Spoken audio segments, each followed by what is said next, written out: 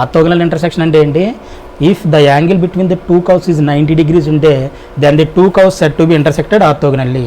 ఆ రెండు కర్వ్స్ యొక్క మధ్యన యొక్క యాంగిల్ 90 degrees ఉంటే ఆ రెండు కర్వ్స్ ఆర్థోగోనల్గా ఇంటర్సెక్ట్ చేయబడ్డాయి అని చెప్పేసి అని మనం అంటాం. ఇది ఆర్థోగోనల్ ఇంటర్సెక్షన్కి డెఫినేషన్. అర్థమైందా? నెక్స్ట్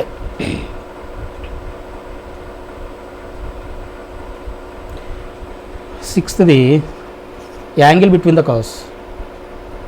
యాంగిల్ బిట్వీన్ ద కర్వ్స్కి ఫార్ములా ఏంటి? యాంగిల్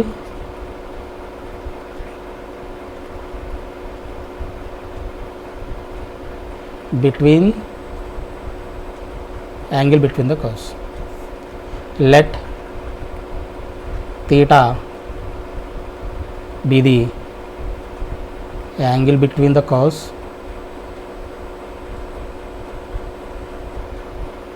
theta అనుకుంటే angle between the curves comma m1 be the slope of the tangent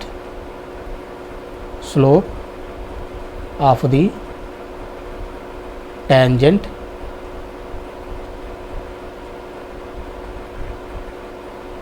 to the curve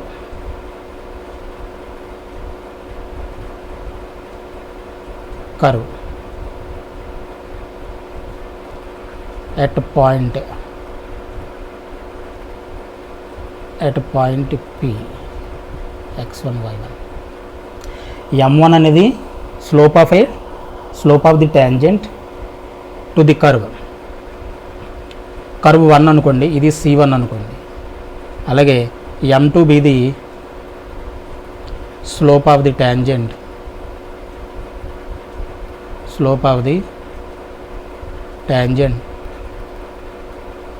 to the curve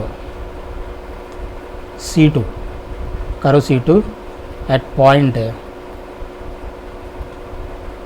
P x1 comma y1.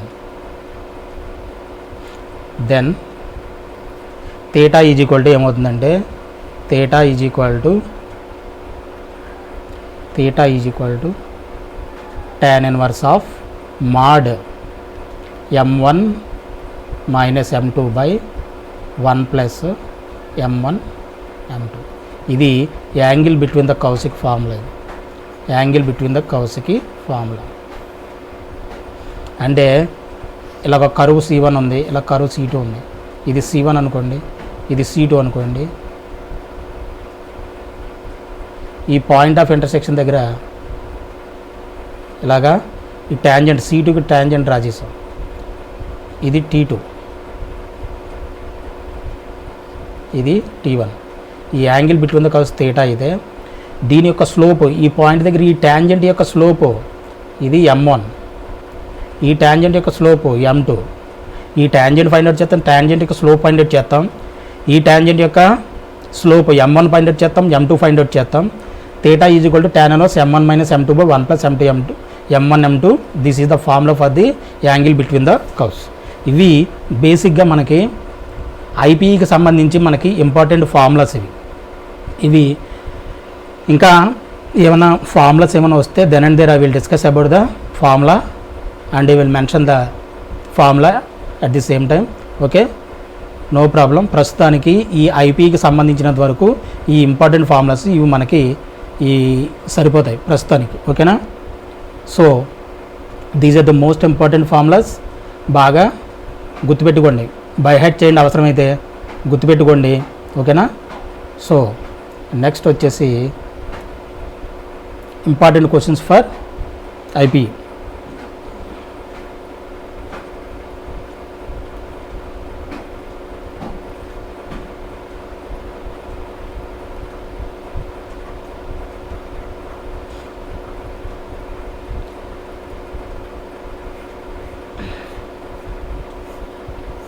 దీంట్లో long answer questions.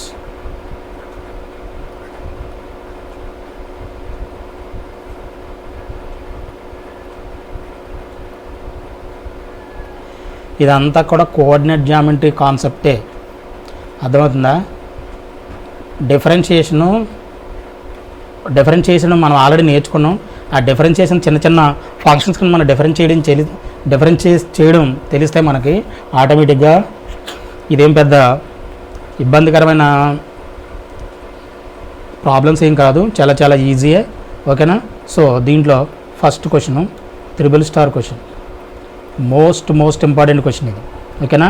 If the tangent and any point, if the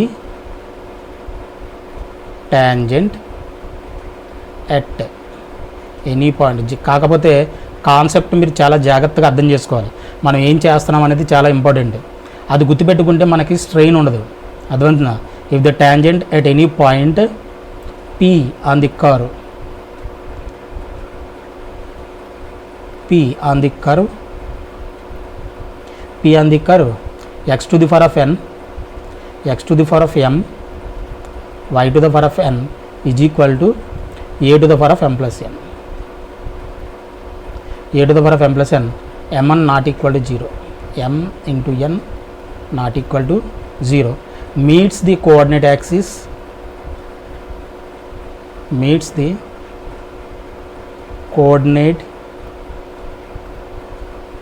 axis, meets the coordinate axis in A and B, in capital A and capital A and B, then show that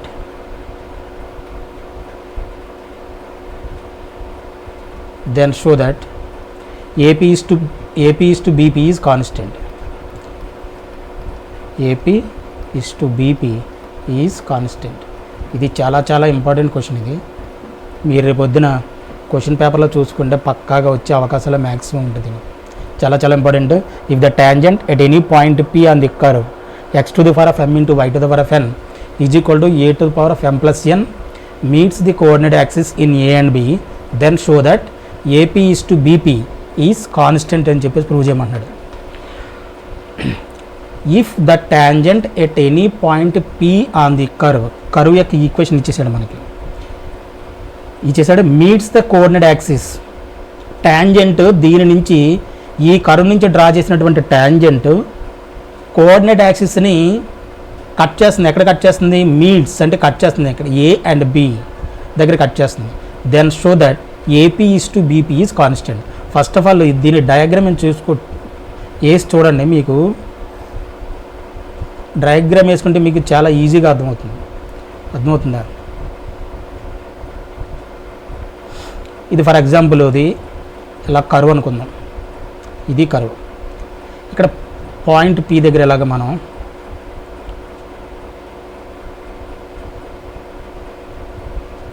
ఇలా tangent draw చేసాం. ఇది point P దగ్గర draw చేసాం.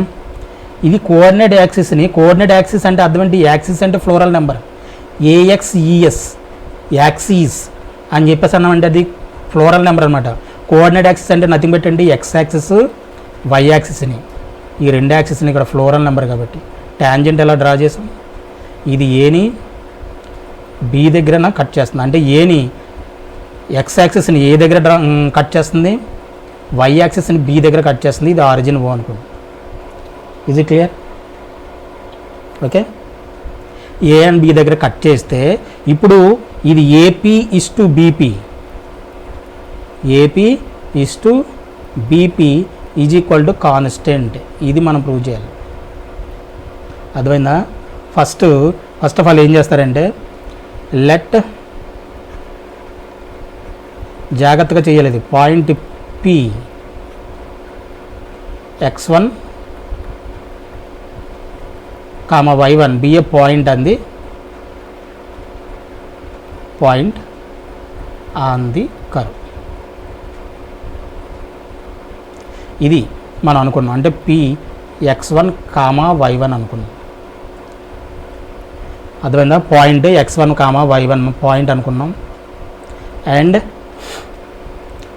To prove మనం ఏం prove చేయాలి? To prove AP is to BP, AP is to BP is equal to ఏం prove చేయాలి మనం? కాన్స్టెంట్. అంటే ఇట్స్ ఎ కాన్స్టెంట్ నెంబర్ అని ప్రూవ్ చేయాలి. AP ఈజ్ టు BP అని ప్రూవ్ చేయాలి.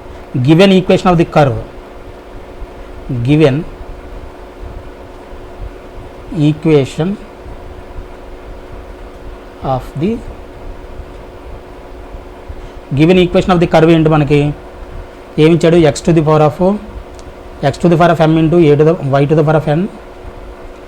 ఈక్వేషన్ ఆఫ్ కర్వ్ ఏమి ఇచ్చాడు మనకి x to the power of m into y to the power of n is equal to a to the power of m plus n ఇచ్చాడు. ఇది equation number 1 అనుకోండి. Equation number 1. ఇప్పుడు మనం ఏం చేయాలి ఏపీ ఈస్ టు బీపీ మనం prove చేయాలంటే దీని లెంత్ ఫైండ్ అవుట్ చేయాలి. ఏబీ లెంత్ ఫైండ్ అవుట్ చేయాలండి. ఏబీ నథింగ్ బట్ అంటే tangent drawn from the point to the curve, అంతేనా. అంటే ఏబీని మనం ఫైండ్ అవుట్ చేయాలి.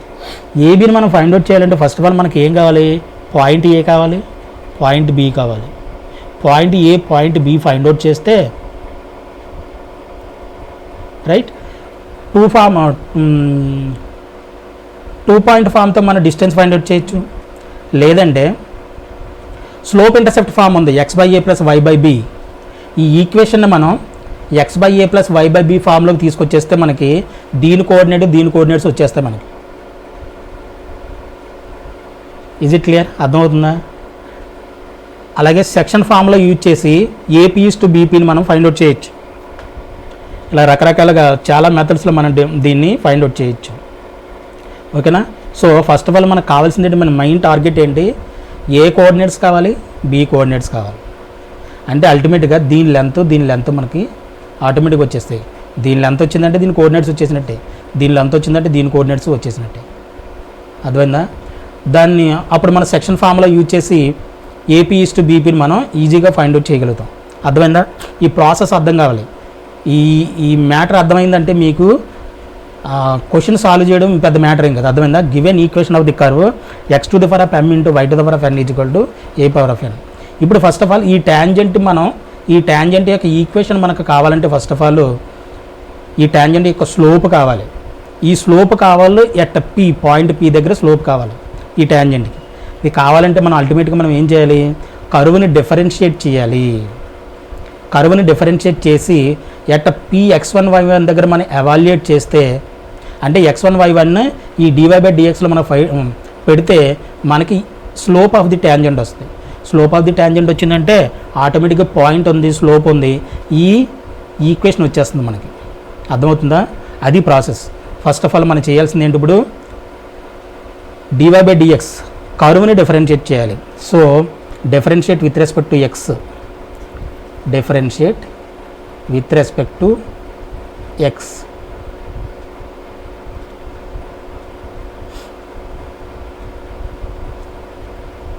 ఈక్వేషన్ 1 డిఫరెన్షియేట్ చేద్దాం.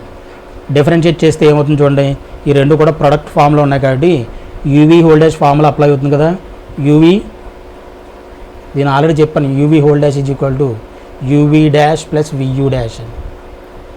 అర్థమైందా? Uv dash plus vu dash. Uv dash x to the power of ఎమ్ని అలా ఉంచండి into y to the power of ఎన్ని డిఫరెన్షియేట్ చేయండి. Y to the power of n differentiate చేస్తే n y to the power of n-1, లేదంటే ఇక్కడ రాస్తున్న చూడండి d/dx of y to the power of n is equal to N y to the power of n-1. With respect to x చేస్తున్నాం కాబట్టి ఇక్కడ y ఉంది మరి, కాబట్టి ఒక dy/dx ఎక్స్ట్రా వస్తుంది. dy/dx plus y to the power of n అని యాజ్ ఇట్ ఈజ్ ఉంచండి. ఇప్పుడు x to the power of m ని డిఫరెన్షియేట్ చేయాలి. X to the power of mకి m x to the power of m-1 d/dx ఆఫ్ x to the power of m is equal to m x to the power of m-1. ఇక్కడ with respect to x కాబట్టి ఇక్కడ X ఉంది కాబట్టి దీనికి dy/dx ఇంకా రాదు. అర్థమైందా? అదొకటి ఇంపార్టెంట్ పాయింట్, అది గుర్తుపెట్టుకోవాలి. Is equal to a to the power of m+n అంటే ఇది మొత్తం ఏంటి, కాన్స్టెంట్. ఇది ఇక్కడ ఈ రెండు xy వేరియబుల్స్ కాబట్టి ఇది డిఫరెన్షియేట్ చేసాం. దీనికి కూడా డిఫరెన్షియేట్ చేస్తాం, బట్ ఏంటంటే ఇది కాన్స్టెంట్. కాన్స్టెంట్కి డిఫరెన్షియేషన్ ఎంత చెప్పాను already, d/dx of k. Where k is a constant అని చెప్పాను. అదేంటిది 0. సో ఇది ఈజ్ ఈక్వల్ టు 0. అర్థమైందా? మనకి ఏం కావాలి, అల్టిమేట్గా dy/dx కావాలి. dy/dx ఇక్కడ ఉంది. So x to the power of m into n y to the power of n-1 dy/dx is equal to, దీని ఇటువైపు తీసుకెళ్ళిపోండి, minus y to the power of n into m into x to the power of m minus n.